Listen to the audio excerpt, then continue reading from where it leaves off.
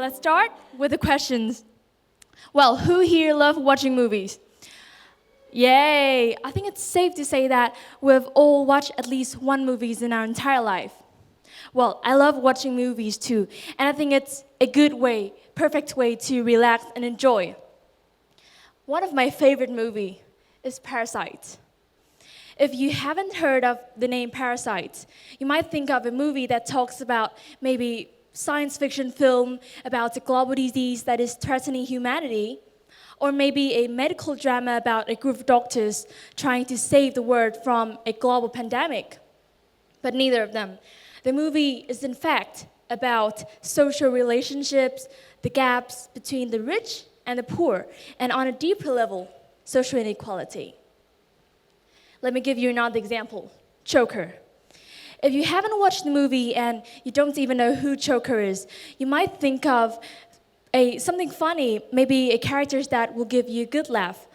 But the movie Joker is in fact definitely not child-friendly at all, and probably not the kind of movie that you'll have on a family movie night. So, if you think about what just happened in your mind, it's very interesting. Because we label things based on their names only. So, what exactly is labeling? Labeling is when you give something a quick name, a quick tag, based on very limited information. And before we even have time to fully understand what it all means, we have already categorized it and give it a name, give it a tag. Well, this can be good sometimes because it saves our brains times and efforts and energy to do other more important things. But most importantly, we don't just label things, we label ourselves too. Let me tell you an example. If you keep hearing something continuously, well, over time, you will start believing in it, that it's true, even though it might not be true. If someone keeps telling you, oh, that's impossible, you can't do that, you're just not good enough, maybe you'll start believing in it, even though it might not be true. But labeling does not happen only with negative words. Because sometimes positive labels can create pressure if we believe that we must always live up perfectly to that. And before anything else, let me introduce myself. Good morning, everybody. My name is LINH, and today I want to be showing you how to remove completely these labels, but instead, how did I redefine them and help me to grow into the type of person that I wanted to be. Well, I believe that we all have a few words to describe ourselves. For me, if you look at my profile, my portfolio, it might look a little bit messy. Well, some line might say that I've joined tech competitions, Python and C++. Another line might say that I've been in the student council for 3 consecutive years. Another line might show my language proficiency, English and Chinese debating skills. And another line might say, I've joined business case competitions and AI. And probably another line say, I'm a TEDx speaker, obviously. So it looks like the list goes on and it feels like I'm always prepared and ready for the upcoming activities. So that's how people see me as well. They keep telling me, oh, you're impressive because you can do that much work. You're so active. You're always ready. At first, I take it as a compliment, but slowly, it turns into a label, something attached to me, that people see me, and it's become how I see myself as well. So now, in order to live up with that expectations of being productive, I write down a lot of things on my to-do list every single day. Sometimes even 20 to 30 items every single day is on my to-do list. But if you have ever flipped through my notebook, you completely notice that there has never been a single day that I've completed all of them, like not even once.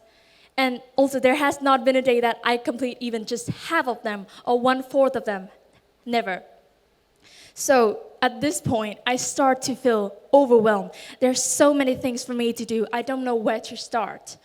I feel overwhelmed, stressful, and now instead of feeling motivated, I feel like demotivated, too much things. It was like I was falling behind my own expectations.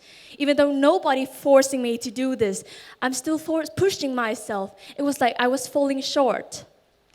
And that was when I realized that something really needs to change. Well, today, I still ask myself, I don't ask myself, like, did I finish every single things today? Did I tick every single box today? But I ask another questions instead. Did I move forward today? Because I realized that productivity is not about completing everything, but it's about moving forward and making meaningful progress. So, as I begin to see productivity differently, I see something about me that people attached me differently as well. Being responsible. Well, I'm pretty confident to say that I'm a very responsible person. And my definitions of responsible has been very, very simple. It is to ensure that every task is complete on time, efficiently.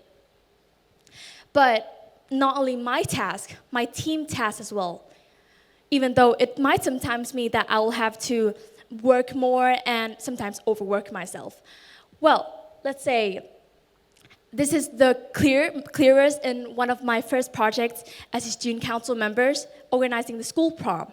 So, as always, I devoted 100% of my efforts from planning to budgeting, promoting the events, every single thing to the execution day. I just feel like it's the right thing to do. And not only I want to prove my capability and also to help the events going smoothly, but it's also I want to live up to the expectations of being responsible. So I did everything on my own, almost on my own. And the prom, unfortunately, it wasn't as planned, because on that day, the heat was unbearable and the dance floor was empty because it was too hot, what was out of our expectations. So I was very hopeless, one of the worst feelings in the world. I sat there, and when nobody was with me, I was all alone, I cried because I didn't know what to do. Because me and our team has worked this much to have this event, but it was not going at what we have planned. So I cried, but before the wave of disappointment was about to crash on me, I was so lucky to have my student council members. They were great. They come and comforting me and told me it's okay. They're letting me know that I'm not alone. We're doing this all together. So at that moment, they pulled everyone out and trying to encourage them to have some fun, to dance.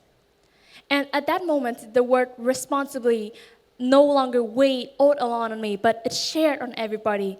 And watching it all happen, I realized something.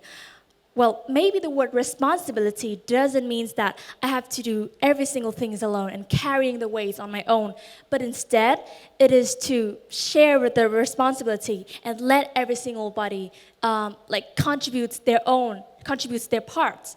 Because when I let people contribute their parts, I build something more than just myself. I create a community. So, as I begin to see responsibility another time differently, the way that I work with people, the way I support my team, how I work in projects, it's also different. And the words that I see differently, the last label, leadership. Before becoming a leader, I've always admired one, and I've always wanted to become one as well. It feels like they feel very confident. It feels like the leader always know what to do next, how to lead their people. It's like default. But I realized it's not that easy when I become the president of the student council for the first time in this school year. Because when we did one of the community projects called Mosutean, where me and our team, we deliver goods and basic amenities to an orphanage of more than 50 children. I realized something very strange, that not everybody was equally motivated. Well, actually, some of them were just genuinely excited to be a part of the projects, but some of them actually just participate because it's what they have to do. So I think of solutions, how to encourage people and how to make this super successful. Well, my answer was straightforward. It was to give out recognitions, certificates, and just rewards. I realized that those incentives actually work because people in meetings, the meetings were livelier and more hands were up when tasks are assigned, and people are just generally more excited to contribute. So actually for a long time, throughout that process, I thought I figured out a good way to motivate people.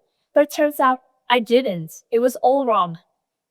Because in the reflections part after the projects, instead of talking about how did this experience helps to boost their profile, how did the certificates or recognitions and rewards help, they talk about the experience and how did they want to contribute more, to give out more to the community, instead of just talking about the rewards. And talking about their smiles, the memories, the moments that I have had with kids, and it makes me more happier than ever. And that was when I realized that, well, maybe what I thought was to lead was not true. It was not pushing people or just giving them rewards, but it was about to give them a purpose. Because actually, giving rewards which is like adding fuels to a machine, but what keeps people going, even without rewards, is purpose. Because when people see that their work matters, it makes an impact. They started to do it, just genuinely excited. They wanted to do it, not because they do it because they have to, but they just wanted to do so. So the next time or the next time that you have the group projects, the first conversations that you should have with your team, maybe not about what is this project about, what is the timeline, what is the budgets for this project, but instead, let's ask our teammates, what is the purpose of this project? Who are we doing this for? And what impacts can be made, can be created from this project? So today, these three words, productive, responsible, and leadership, are still part of me. It's a shade who I am.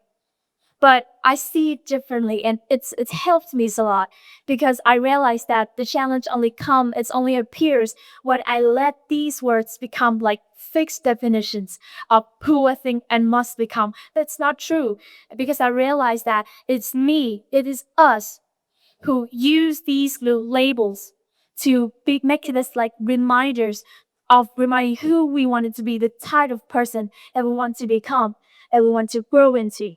Thank you.